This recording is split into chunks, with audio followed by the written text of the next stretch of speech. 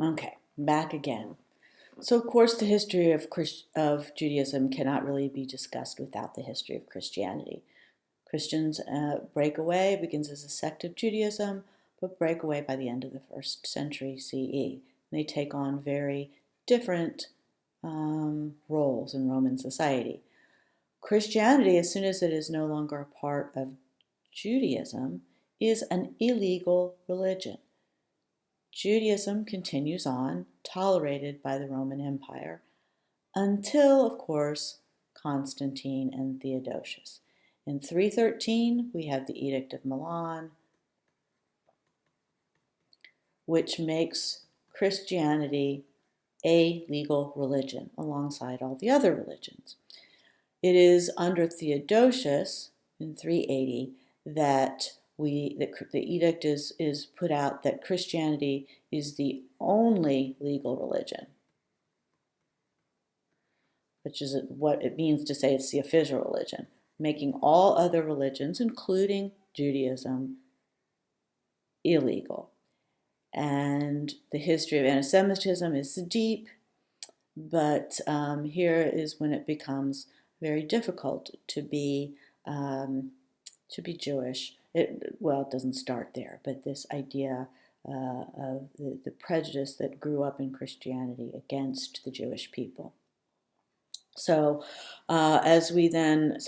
Judaism takes a fundamentally different role, at least in Christian Europe.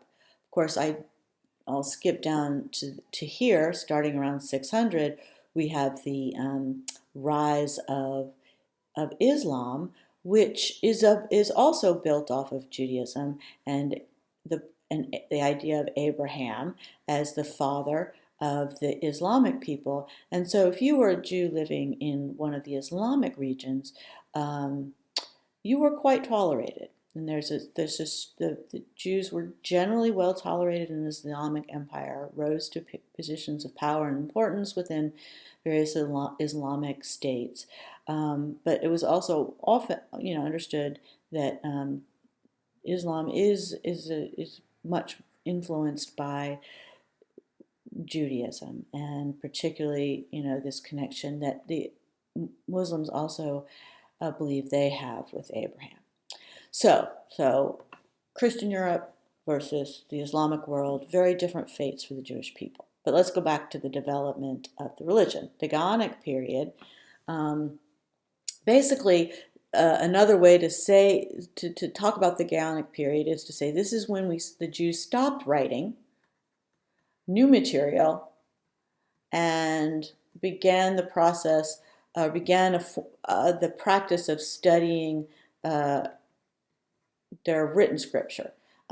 So this would, of course, include the Tanakh and the Talmud. So the schools then, the sort of sense that no more new writing was coming out. The same happens, of course, with the scripture of Christianity and Islam as well.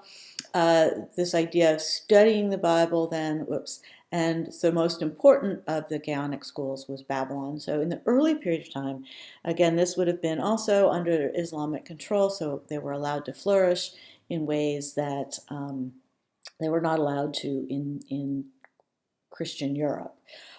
So the sort of period, the Gaonic period, at the height of many ways of Hebrew Jewish learning in Babylon, but also, and I don't have a lot of time to talk about it, but Spain, because it was controlled by the Muslims as well. This is the Spanish Jews, Spanish culture was considered the height of the intellectual, the golden intellectual age of Judaism is in Spain, but we'll get to that. So the idea then of we move from writing scripture to just studying scripture. I will mention the Karaites. Now we start getting branches of Judaism. Karaites are one of the early groups that deny the authority of the Talmud and study then only the Tanakh. So the Talmud, it's a smaller group, obviously, but the role of the Talmud has always been it has been questioned throughout time. So as we move into the medieval period, we'll look at one of the most important mystical movements within Judaism. Judaism, like Islam, is not actually given to mysticism. Christianity tends to be way more mystical than either Judaism, and definitely more than is the Islamic tradition. But Kabbalah becomes the most famous of all Jewish mystical practice, and it is based on this book, the Zohar, Jewish mysticism. It develops in this period, and it is based on this book, the Zohar. It is, again, very different from the very practical law, behavior, ethical focused religion that Judaism is in many ways. You still see Kabbalah has had a modern resurgence, or it never really died in Judaism, but it has a modern resurgence in popular culture. So you will find that there are Kabbalah centers, like places like Los Angeles, and that sort of have taken Jewish mysticism and sort of plucked it out of its Jewish roots. So that's an interesting development. So the Sephirot. Jewish mysticism believes that God is completely other and unknowable and inaccessible to us. We cannot know God. What the Zohar and Kabbalah argue is that rather than knowing God, we know divine emanations of God. So different things that exist in this world, we don't, if you think about it this way, us, the people, we can't know God, we know God's emanations. And it's because God is unknowable to us. So God,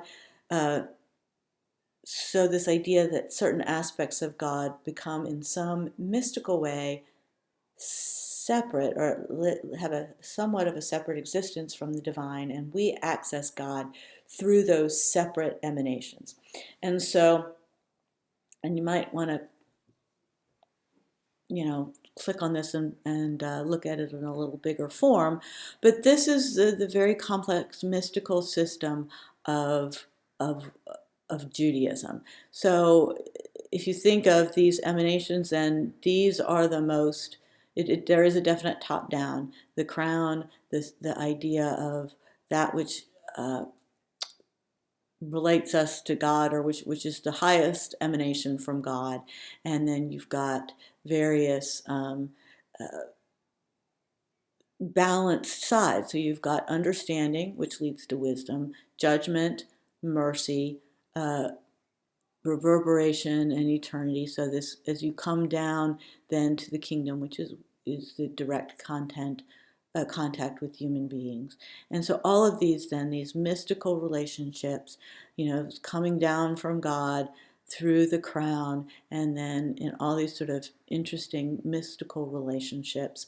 And but again, this idea of emanation of God, and God being unknowable, therefore we know God through these emanations.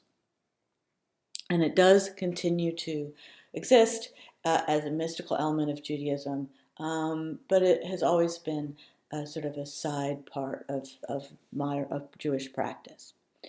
So just to continue on, so that develops in the medieval period. Again, Christianity in the Christian Europe, the Crusades and the Inquisition. The Crusades were an attempt to take the Middle East back from the Holy Lands, back from the infidels, as they said, the Islamic forces. The Inquisition was an attempt to root out all heresy. But let's just say that both of those became excuses for persecution of Jews. So let's get rid of the infidels in Jerusalem. Let's kill a few Jews on the way, right? So the armies of the Crusaders were known to carry out pogroms against Jewish communities, even in Europe. And of course, if the Inquisition, who is the biggest heretic of all? The Jew. So this was a very difficult time uh, in um, for Jewish life in Europe. And we do then have a series of expulsions. 1290 is the first with England. 1492 is the last with Spain. So you probably recognize that date. That's Ferdinand and Isabella, and of course they also are the ones who push the Muslims out of Spain entirely, and they are the ones who back Christopher Columbus's voyage to uh, India, which turns out to just be the Caribbean and the European discovery of North America. So a lot of things start to change in this period. Not a good time for the Jews. As the Jews are expelled from these various countries, they end up moving in two different directions. So we then get, because of the expulsions, the development of cultural branches of Judaism. I want to emphasize that there are religious differences between these two groups, but it's because they're isolated from each other and they have different cultural experiences. So the Sephardim, the Sephardic Jews, move mostly to the Ottoman Empire. So a lot of the Spanish Jews go back into Turkey, back into the safe haven of the Islamic world, or go into Northern Europe. Then Ashkenazi or Ashkenazim go to Central and Eastern Europe. The Sephardic language is, the Sephardim developed their own language known as Sephardic. The Ashkenazi developed their own language, and you may have heard of that. It's known as Yiddish. So just to skip forward, there are early movements of Sephardic Jews into North America. The first Jews that come to the colonies attempt to land in Brazil, but are refused passage and sail north until they're allowed to disembark in New York. So the earliest Jews who come to this country are Sephardic. But because of the events of the 20th century, this is the largest number of Jews who have come to the U.S. are of the Ashkenazi cultural background. So Poland, Russia, Germany, etc. So again, we'll pause there.